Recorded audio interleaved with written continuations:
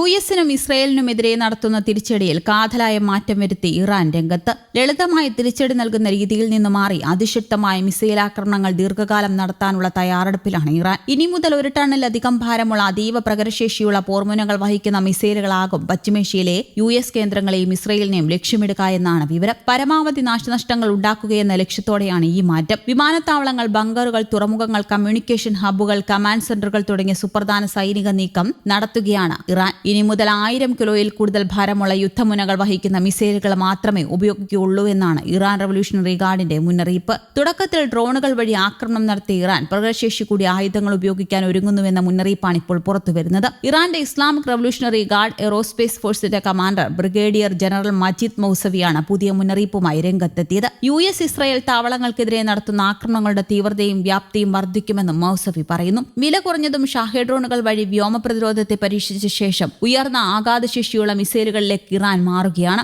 ഇറാന്റെ പക്കലുള്ള ക്രൂയിസ് മിസൈലായ സൗമർ, മീഡിയം റേഞ്ച് ബാലിസ്റ്റിക് മിസൈലായ സെജിൽ, കൊറാം ഷഹർ എന്നിവയാണ് 1000 കിലോ ഭാരം വഹിക്കാൻ ശേഷിയുള്ള മിസൈലുകൾ. 2000 കിലോമീറ്റർ വരെ ദൂരപരിധിയുണ്ടെന്ന് കരുതുന്ന കൊറാം ഷഹർ മിസൈലുകൾക്ക് ഇസ്രയേലിന്റെ ആരോ 3 വ്യോമ പ്രതിരോധ സംവിധാനത്തെ കബളിപ്പിക്കാൻ സാധിക്കുമെന്ന് IRGC അവകാശപ്പെടുന്നു. ലക്ഷ്യസ്ഥാനത്തേക്ക് അടുക്കുമ്പോൾ പാതയിൽ മാറ്റം വരുത്താൻ സാധിക്കുന്നതിനാൽ ഇവയെ തടയുക എതിരാളികൾക്ക് ദുഷ്കരമാണെന്നാണ് വിലയിരുത്തൽ. ഓപ്പറേഷൻ ട്രൂ പ്രോമിസ് 4ന്റെ 33ാം ഘട്ടം ആരംഭിച്ചതായാണ് റവല്യൂഷണറി ഗാർഡ് വ്യക്തമാക്കുന്നത്. ഞായർ, തിങ്കൾ ദിവസങ്ങളിലായി കര ഇന്ധനം ഉപയോഗിക്കുന്ന ഖൈബർ ഷെക്കാൻ മിസൈലുകൾ ഇറാൻ പരീക്ഷിച്ചിട്ടുണ്ട്. 1450 കിലോമീറ്റർ പരിധിയും 550 കിലോ ഭാരവുമുള്ള ആയുധങ്ങൾ വഹിക്കാൻ ശേഷിയുള്ളതുമാണ് ഇവ. ഇസ്രയേലിനെതിരെ ഇറാന്റെ മിസൈലാക്രമണം രൂക്ഷമാണ്. ടെല്ലവീവിലെ ഭൂഗർഭ ഷെൽട്ടർ മിസൈലാക്രമണത്തിൽ കഴിഞ്ഞ ദിവസം തകർന്നുവെന്നാണ് ഇറാൻ അവകാശവാദം. ടെല്ലവീവിലെ അതീവ രഹസ്യ ഷെൽട്ടറുകളിൽ ഒന്നായിരുന്നു ഇതെന്നാണ് റിപ്പോർട്ട്. ആക്രമണങ്ങൾക്ക് ഇറാന്റെ സൈനിക കേന്ദ്രങ്ങളിൽ തിരിച്ചടി നൽകിയതായി ഇസ്രയേലും അവകാശപ്പെട്ടു. കടലിൽ മൈനുകൾ നിക്ഷേപിക്കുന്ന ഇറാന്റെ 16 കപ്പലുകൾ തകർത്തതായി യുഎസും അറിയിച്ചു.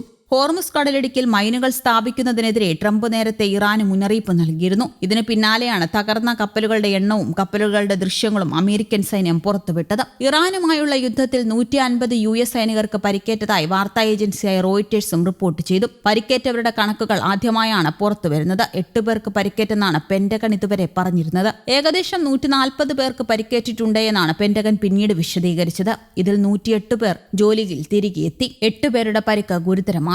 ഇറാനിലെ റഷ്യൻ കോൺസുലേറ്റിന് നേരെയും അമേരിക്ക ആക്രമണം നടത്തി. ഇസ്ഫഹാനിലെ കോൺസുലേറ്റിലാണ് ആക്രമണം ഉണ്ടായത് എന്ന് റഷ്യൻ വിദേശകാര്യ മന്ത്രാലയം വ്യക്തമാക്കി. രാജ്യാന്തര നിയമലംഘനങ്ങളുടെ ലംഘനമാണിത് എന്നും റഷ്യ പറഞ്ഞു. ആർക്കും പരിക്കേറ്റതായി റിപ്പോർട്ടില്ല. Bahrain, UAE, Saudi Arabia, Qatar എന്നീ രാജ്യങ്ങളിൽ ഇറാന്റെ ഡ്രോൺ മിസൈൽ വർഷം ഉണ്ടായി. 2 സൈനികർ ഉൾപ്പെടെ UAEയിൽ കൊല്ലപ്പെട്ടവർ 6 ആയി. US ഇസ്രായേൽ ആക്രമണങ്ങൾ ടെഹ്റാനിൽ 40 പേർ കൊല്ലപ്പെട്ടു. ലെബനനിൽ കൊല്ലപ്പെട്ടവരുടെ എണ്ണം 486 ആയി. ഇവരിൽ 84 പേർ കുട്ടികളാണ്. ഒരാഴ്ചയ്ക്കിടെ 6.67 ലക്ഷം പേർ ഒഴിപ്പിക്കപ്പെട്ടെന്ന് UN ഏജൻസിയും അറിയിച്ചു. സംഘർഷത്തിൽ US സൈന്യം ഇറാനെ ദുർബലമാക്കിയെന്നും അതിന്റെ ഫലമായി ഇറാനിയൻ അധികാരികൾ നിസ്സഹായരായ നിരപരാധികളുടെ ജീവൻ ലക്ഷ്യമിടുകയാണെന്നും US പറഞ്ഞു. ആശുപത്രികളും സ്കൂളുകളും മിസൈലുകൾ തൊടുക്കാനും സാധാരണക്കാരുടെ ജീവനെടുക്കാനും ഇറാൻ ഉപയോഗിക്കുന്നതായി US ആരോപിച്ചു. ഹോർമുസ് കടലിടുക്കിൽ മൈനുകൾ സ്ഥാപിക്കുന്നതിനെതിരെ ട്രംപ് നേരത്തെ ഇറാന് മുന്നറിയിപ്പ് നൽകിയിരുന്നു. ഇതിനു പിന്നാലെയാണ് തകർത്ത കപ്പലുകളുടെ എണ്ണവും കപ്പലുകളുടെ ദൃശ്യങ്ങളും അമേരിക്ക സൈന്യം പുറത്തുവിട്ടത്. അതിനിടെ ഇറാനിലെ റഷ്യൻ കോൺസുലേറ്റിന് നേരെയും ആക്രമണമുണ്ടായി.